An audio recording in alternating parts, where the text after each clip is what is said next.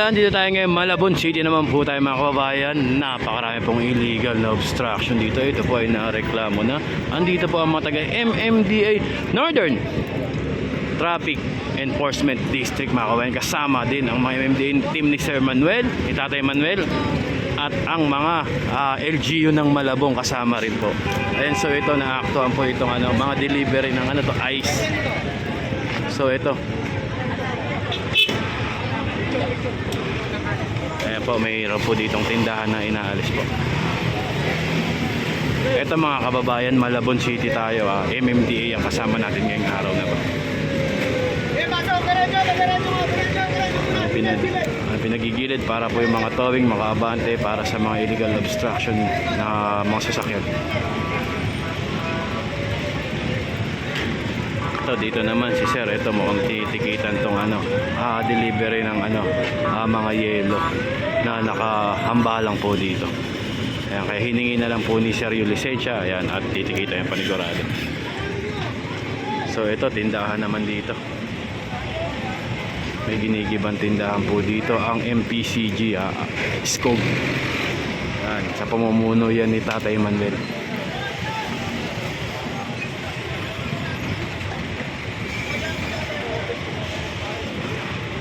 Ayan, at ang maganda dito kasama mga taga-LGU dahil sila po talaga nakakaalam dito syempre kung ano po talaga yung nirereklamo. Humingi po silang tulong sa MMDA.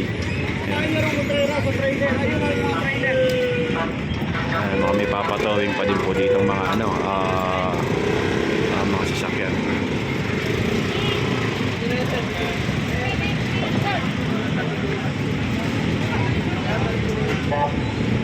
Ayan, kasama natin si Tatay Manuel.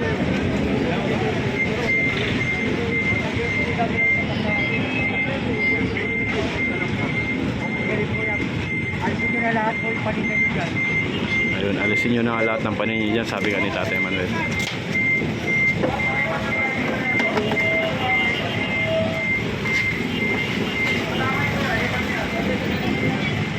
Ito dito naman, ito mga natataranta na nga po yung mga dito, residente.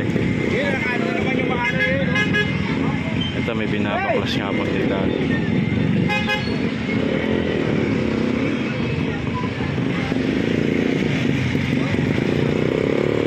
Ginawa nilang parkingan ito dito. Ito na mga tricycle nila.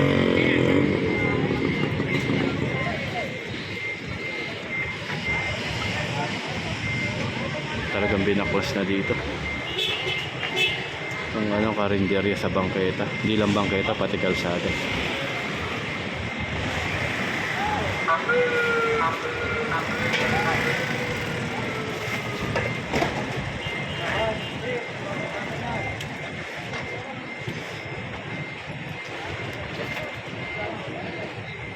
Ito naman isang sasakyan walang driver naman. Ito binoorasan na, binibidyo na po yan. Matotowing din po yan sakali pag walang driver na lumabas.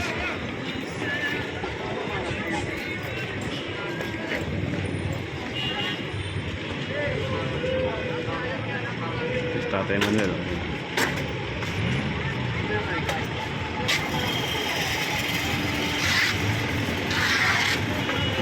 Talagang binabaklas yung nila dito, lona.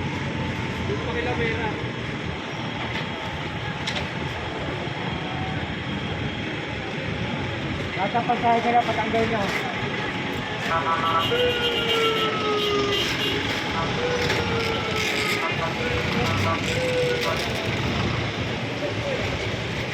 Ayun dito, ito pinagtitikitan naman po yung mga ang mga delivery ng mga tube ice. Yan. Kung walang driver, bibit-bitin po yan, sabi nga ni Sir. Ayun, mukhang may atrasan naman doon isa. Ayun, isang kulay puting sasakyan na Hilux.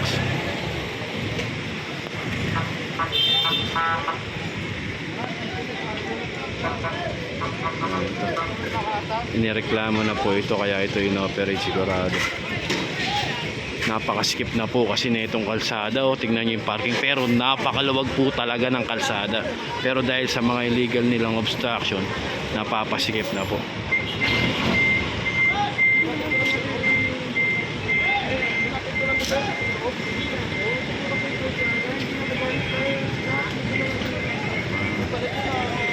Ito naman po isa, natrasa na din po. Ito, walang driver. Wala po ang driver.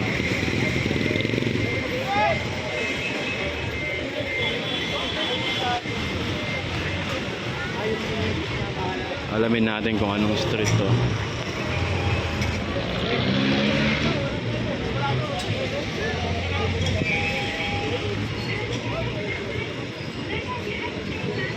Ayun, si kuya may binili lang daw. Kaso wala, iniiwan niya yung sasakyan. Ay naka-obstruct. Naatrasan na po ng towing. Ito, walang driver. Mukhang masasampa to. Walang driver, walang matitikitan. Kukunin to. Pero kung may driver, ticket lang.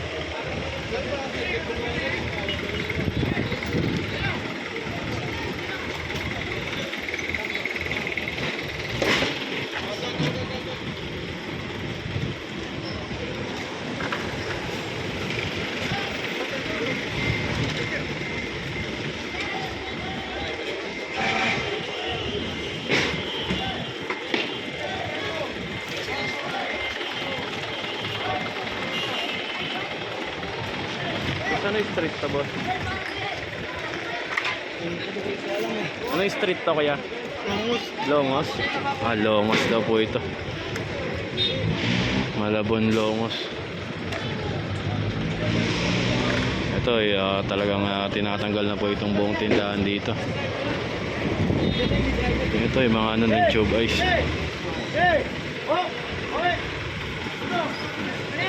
Puro ticket inabot na ito mga to. Sa matotowing dito. Ito pangalawa. Isa self-loading to malamang.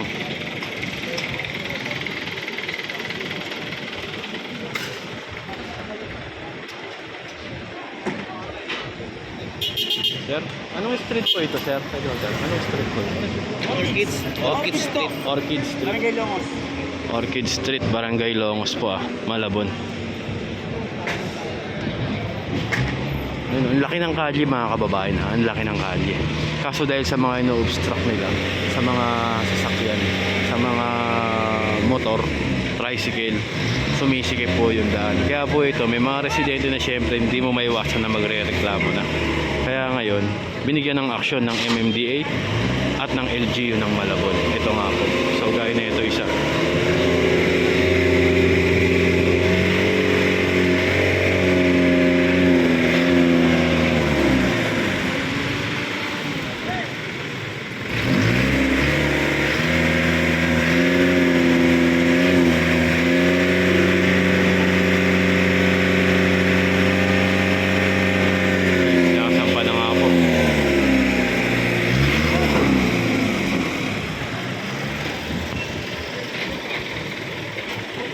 Ganun din tong isa, hihilahin na rin po mga kababayan. Orchid Street. Orchid Street tayo mga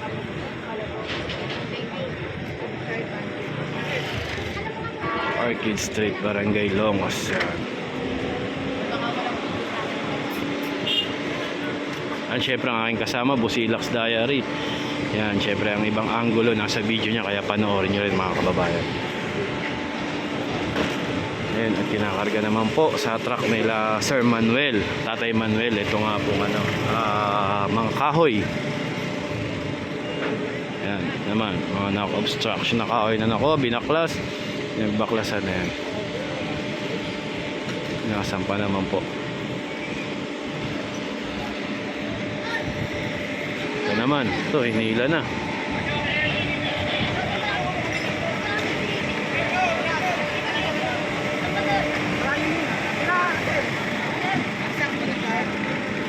Tube ice delivery.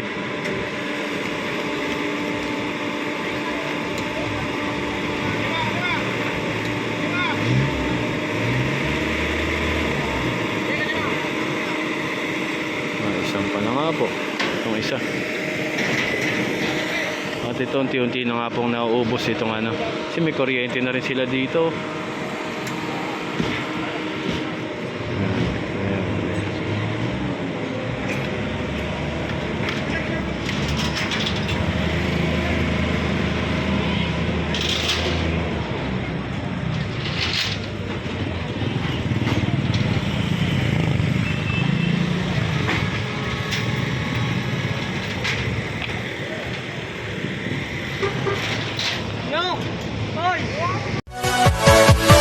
Yeah.